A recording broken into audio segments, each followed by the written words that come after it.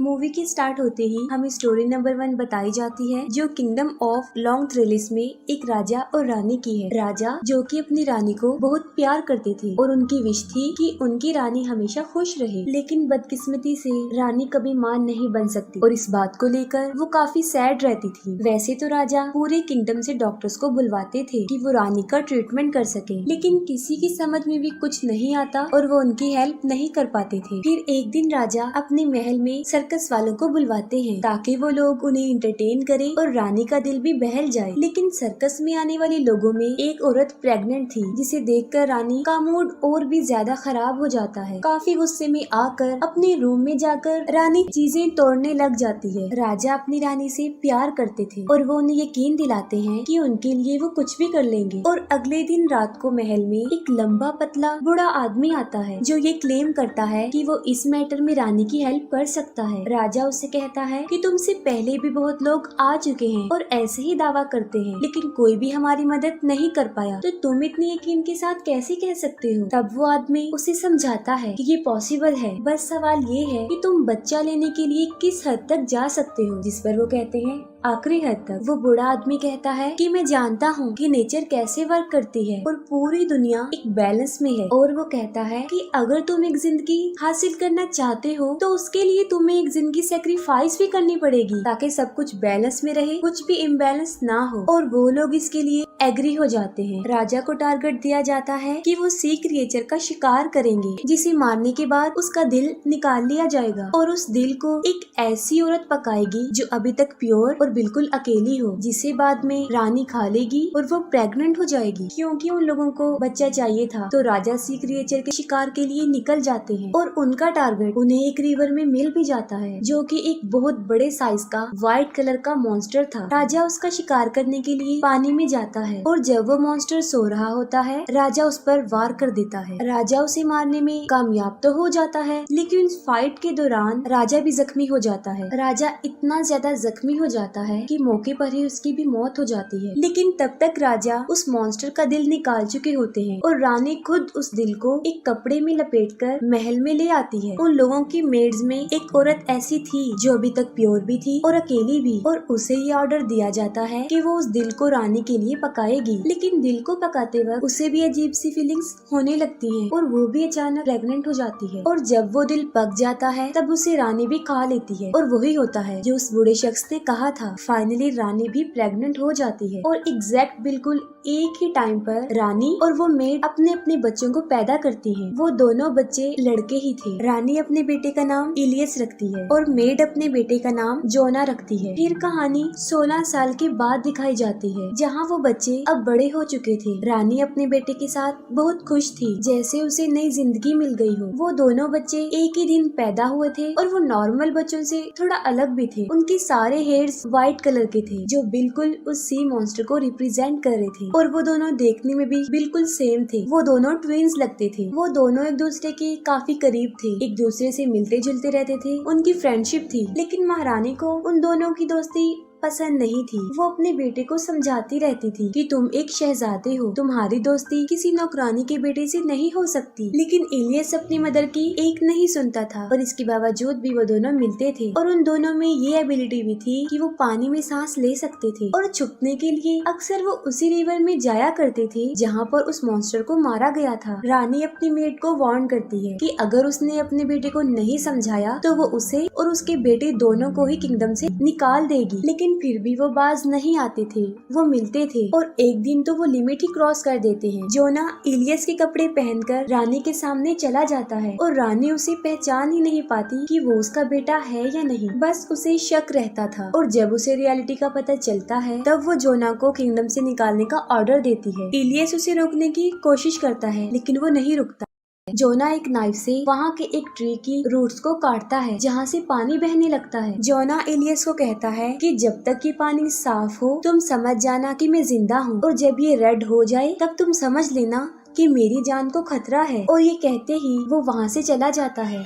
कई महीने गुजर चुके होते हैं और इलियस पानी देखने के लिए भी आता था, और एक दिन वो पानी रेड हो जाता है। तब वो समझ जाता है कि जोना की जान खतरे में है और कुछ तो गड़बड़ जरूर है, और वो अपनी मदर को इन्फॉर्म किए बगैर ही किंगडम से जोना को ढूंढने निकल जाता है। काफी तलाश करने के बाद उसे जोना का घर मिल जाता है। जोना एक लड़की से शादी कर चुका होता है। क्योंकि दोनों के फेस मैच होते थे तो वो लोग उसे जोना ही समझ लेते हैं, और तब उसे पूछने पर पता चलता है कि जोना 5 दिन पहले जंगल गया था और अभी तक वहाँ से वापस नहीं आया है। तब इलियस भी जोना को ढूंढने जंगल में चला जाता है, और पीछे से रानी को अपने बेटे की बहुत फिक्र हो रही थी। वो पूरे किंगडम में उसकी तलाश करवाती है, लेकिन वो किसी को भी नहीं मिलता, और फिर वो उसी बूढ़े शख्स को बुलवाती है, और वो बूढ़ा शख्स एक बार फिर से वही डिमांड कर देता है कि अगर महारानी अपने बेटे को वापस लाना चाहती है तो जान के बदले जान देनी होगी, और वो इस बात के लिए मान भी जाती है। जंगल में जोना कहीं पर फंस गया था और काफी जख्मी भी हो चुका था, और तब एक उड़ने वाला मॉन्स्टर उस पर हमला करता है और उसे जान से मारने की कोशिश करता है। जोना की चीखें सुनकर इलियस को उसे ढूंढने में आसानी हो जाती है। वो जोना को ढूंढ लेता है और अपने तलवार से उस मॉन्स्टर को मार डालता है, लेकिन वो फ्लाइंग मॉन्स्टर उसकी अपनी माँ थी, और उसे ये अंदाजा नहीं था कि उसने अपनी माँ को ही मार डाला। लेकिन बार्गेनिंग भी यही हुई थी, जान के बदले जान। जोना की जान बच जाती है और इलियस किंगडम का बादशाह बन जाता है, और यहीं पर स्टोरी का एंड हो जाता है। स्टोरी नंबर 2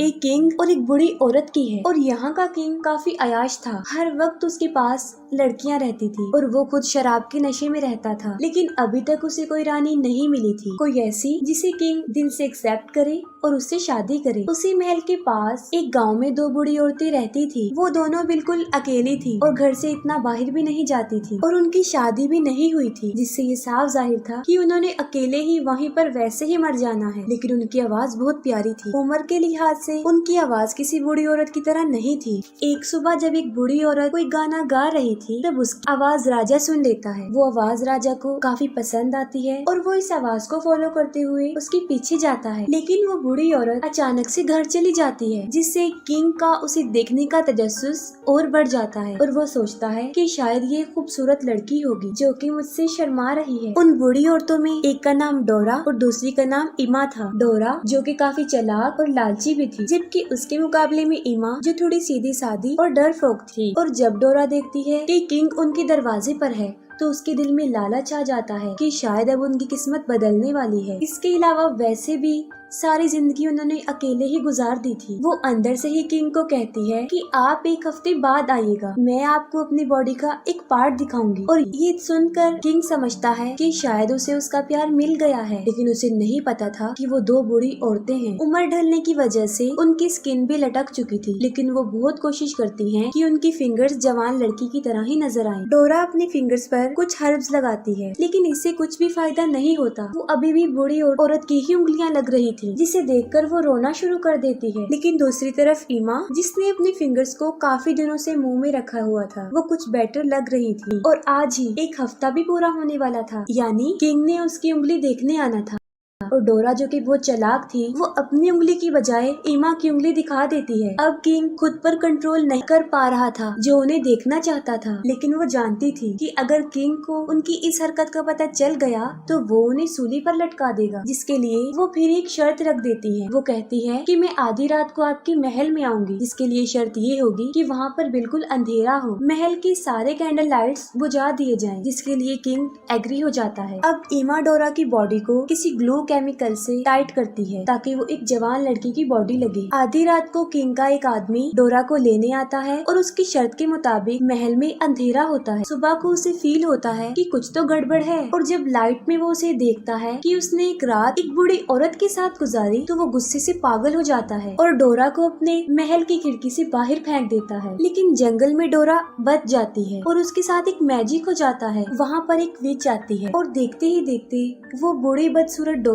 एक जवान लड़की में चेंज हो जाती है, जिसके बहुत लंबे खूबसूरत सुनहरे बाल थे। और अगले दिन किंग शिकार के लिए उसे जंगल में जाता है। एक ही नजर देखते ही उसे डोरा से प्यार हो जाता है और वो उसे अपने महल में ले आता है और अपनी रानी बनाने का डिसीजन लेता है। डोरा कुछ भी नहीं जानती थी कि वो जवान औरत कैसे बनी, लेकिन उसे अपनी सिस्टर इमा अभी भी याद थी और वो उसे अपनी शादी पर भी इनवाइट करती है, जबकि ईमा को भी अंदाजा नहीं था कि उसकी बहन अब एक जवान लड़की बन गई है और अनकरीब वो क्वीन बन जाएगी। डोरा अपनी बहन को जो ड्रेस भिजवाती है वो काफी कॉस्टली होता है। ईमा उसी ड्रेस को पहनकर शादी में जाती है और वहाँ पर डोरा उसे सारी स्टोरी बता देती है और वो अपने दिल में विश करती है कि उसे भी अपनी बहन जैसा जवान बनना है। जब ईमा ने डोरा से पूछा था कि वो जवान कैसे हुई, तब उसने मजाक में कहा कि मैंने अपनी बूढ़ी स्किन उतार दी, लेकिन ईमा इस बात को सच समझ लेती है। फिर वो एक लोहार के पास जाती है और उसे अपना नेकलेस और एक्सपेंसिव ड्रेस देने का वादा करती है, इसी शर्त पर कि अगर वो उसकी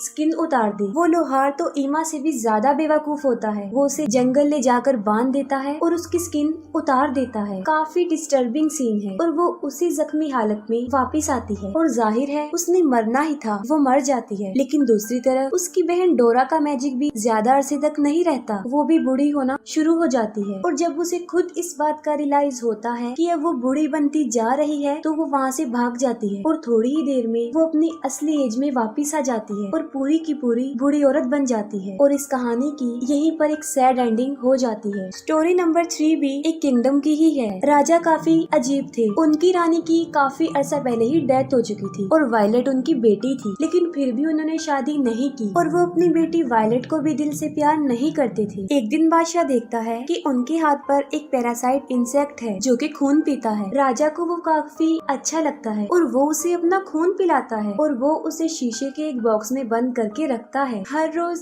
वो उसे अपना खून पिलाता था। वक्त गुजरने के साथ साथ वो इंसेक्ट बड़ा होता जाता है। दूसरी तरफ वायलेट जो अब जवान हो चुकी थी, जो किसी शहजादे की ड्रीम देखती थी, लेकिन बादशाह थोड़ा इर्रिस्पॉन्सिबल था और उसे इस बात का ख्याल नहीं आता और वो अपने इंसेक्ट के साथ ही खुश थी जो कि अब काफी बड़ा हो चुका था। लेकिन एक दिन वो पैरासाइट बीमार हो जाता है और मर जाता है। राजा उसकी सारी स्किन उतार देता है और अपनी बेटी को कहता है कि तुम्हारे लिए हस्बैंड ढूंढने का वक्त आ गया है। वो कहता है कि मैं एक कंपटीशन रखने वाला हूँ और जो भी उसे जीतेगा वो तुम्हें पा लेगा। वायलेट इस बात से खुश तो होती है लेकिन थोड़ी सी अपसेट भी, क्योंकि वो खुद अपनी मर्जी का हस्बैंड तलाश करना चाहती थी, लेकिन फिर भी वो अपने फादर के इस डिसीजन को मान लेती है। पूरे किंगडम में ये ऐलान किया जाता है और राजा अपने महल में वो स्किन लटका देता है और जो भी बताएगा कि ये किसकी स्किन है तो वो जीत जाएगा। बहुत से लोग उसके लिए ट्राई तो करते हैं लेकिन कोई भी प्रॉपर आंसर नहीं दे पाता, क्योंकि आमतौर पर वो इंसेक्ट इतना बड़ा नहीं होता। फिर महल में एक बदसूरत इंसान आ जाए कि कोई भी उसे देखकर डर जाए और वो भी इस कंपटीशन में हिस्सा लेना चाहता था और राजा आखिरकार उसे भी परमिशन दे देता है और वो जानवर जैसा दिखने वाला आदमी सिर्फ स्किन सूंघ कर ही बता देता है कि ये किस इंसेक्ट की स्किन है, जिससे वायलेट और राजा भी हैरान हो जाते हैं। वायलेट जो कि बुरी तरह डर भी जाती है और वो रोते हुए महल की छत पर आ जाती है और वो सुसाइड करने लगती है, लेकिन राजा उसे समझाता है मैं अपनी जुबान से नहीं फिरता और अब यही तुम्हारी फेट है, इसे एक्सेप्ट करो। वायलेट अपने फादर को काफी कहती है कि आप किस तरह के बाप हैं, एक बदसूरत इंसान को अपनी बेटी दे रहे हैं, और कहती है कि मैं एक शहजादी हूँ, लेकिन मजबूरन राजा उस बदसूरत को शहजादी दे देते हैं। वो जबरदस्ती रानी को दूर पहाड़ों में ले जाता है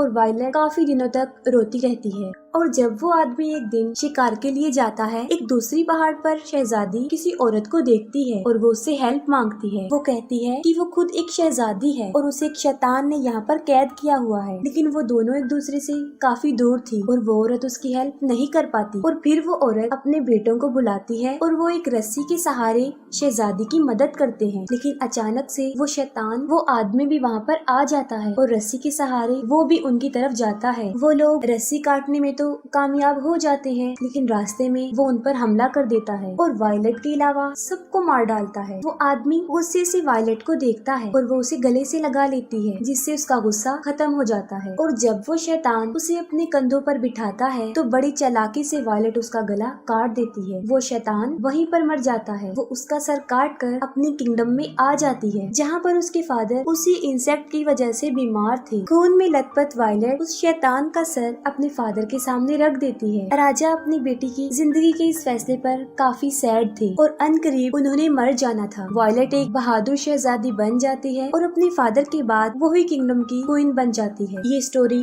यहीं पर एंड हो जाती है और इसके साथ ही मूवी भी एंड हो जाती है।